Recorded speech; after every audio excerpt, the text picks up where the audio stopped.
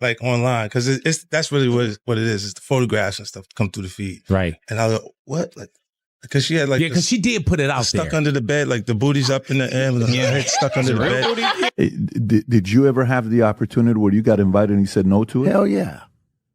What was the consequences when you said no? Puffy invited me for weeks, asking me to come and teach him how to, wanted me to be his acting coach for a while. Go there and he's sitting around just looking. I'm like, okay, what's the material you want to work on? He's just looking at me. Then next thing you know, okay, hey, will you help me? I want to hear your music. So I come over there and I play the music. And he's sitting there just looking at me, like waiting. Okay. So then my assistant was like, he wants to hang out with you next week. And I was like, for what? He's like, I think he's trying to. That's what my assistant said. And I was like, oh, okay. Now I get it. So now no more communication. Now you know to be hands off with somebody. A number of producers come in and make the approach, and you threaten to punch them in the mouth or threaten to knock their head off for talking to you or looking at you like you're a woman. When you approach a real man about his masculinity, you're going to get a real reaction back. Did you ever have the opportunity where you got invited and you said no to it? Hell yeah. What was the consequences when you said no? Puffy invited me for weeks, asking me to come and teach him how to, wanted me to be his acting coach for a while. So then my assistant was like, he wants to hang out with you next week. And I was like, for what? He's like, I think he's trying to. That's what my assistant said. I was like, oh, but when you give up your manhood, I've never seen somebody recover from it. That was all the people that went to the Puffy parties. That was all the people that did all those things thinking that there was never going to be a consequence for what they were doing. Get punked out and pimped out by some greater desire. You should have a greater desire than being a man. You know how stuff hits online. It's all in the photos and content getting pushed through the feed, right? So I saw it and was like, wait, what? She really posted that. Body under the bed, booty in the air. Like, head all the way under. Did you ever get invited and straight up said no? Absolutely. So what happened when you turned it down? Puffy kept hitting me up for weeks, saying he wanted me to help him with acting, said he needed an acting coach. I get there, and he's just sitting there staring. I'm like, okay, where's the script? Nothing. He's just looking. Next thing, he's like, can I hear your music? So I pull up with the tracks, start playing them. He's still just sitting there, staring like he's waiting on something else. Then my assistant pulls me aside and goes, yo, I think he's trying to... And I'm like, now it all makes sense. After that, no more contact. That's when you realize, yeah, it's best to keep your distance. Some producers come at you sideways, and if you respond like a real man, threaten to swing or shut it down, they start acting shocked. But that's what happens when you challenge someone's masculinity. You get a real response. You ever turn down the invite again? No doubt. And the fallout was always the same. Puffy would try again and again to get me to teach him acting. Then, eventually, he'd be like, come chill next week. And I was just like, for what though? My assistant's like, you already know. When you give up your manhood in this game, I've never seen anyone bounce back from it. Everyone who went to those Puffy parties, they thought there'd be no consequences. But they got played, traded manhood for access or fame. Now here comes 50 Cent, dropping some wild footage that Terrence Howard supposedly sent him from Diddy's so-called freakoff event. Yup, Terrence is finally spilling it all, and, trust me, the tea is on fire. For years, Terrence has been talking, saying he got blackballed for not going along with shady stuff behind the scenes. Now, with all this new stuff coming out, people are starting to see what's really been happening behind closed doors, and it's not just Diddy in the hot seat.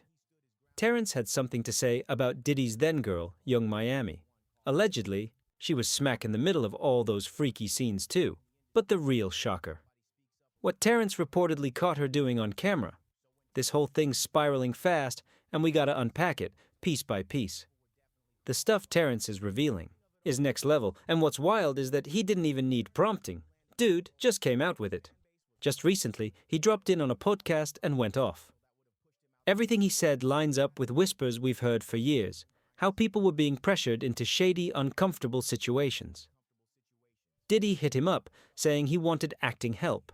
And, while Diddy has dabbled in acting, let's be honest, he ain't doing Oscar-level performances. Why would he need a full-on acting coach like Terrence Howard?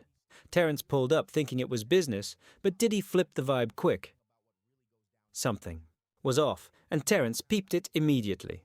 He shut it down fast and made it clear he wasn't playing any of those games. And he didn't stop there. Terrence said Diddy had a habit of making advances on other men at his parties too. Called out how some dudes were straight up losing their manhood at those events. It's been messy, and honestly, this isn't the first time Terrence spoke out. He's long said that Hollywood tried to break him down for not following their twisted playbook. Back in the day, he revealed that it wasn't about lack of roles or burnout, it was about him standing his ground. And when he did, they slapped him with labels like difficult to work with, same thing they do to women who speak up. So when he left acting in December 2022, people were confused. He was still getting top roles, had loyal fans, and no public beef. But according to Terrence, behind the scenes, the pressure was unreal. They wanted him to cave, strip him of his masculinity. And when he refused, Hollywood ghosted him. He made a comeback eventually, but you can tell, he moves carefully now. He's speaking on everything, especially about how they tried to get him to wear a dress for a role. He said it didn't even make sense to the plot, just felt like a setup to humiliate him. Sounds familiar, right? A bunch of black male actors have said the same thing. Cat Williams, for example, told it all, turning down big money to keep his self-respect intact. Terrence backed him up, shutting down the idea that his career took a hit over attitude. No, it was about integrity. My daddy told me, don't take the backbone out your back or the bass out your voice, Terrence said. I ain't raise no sheep.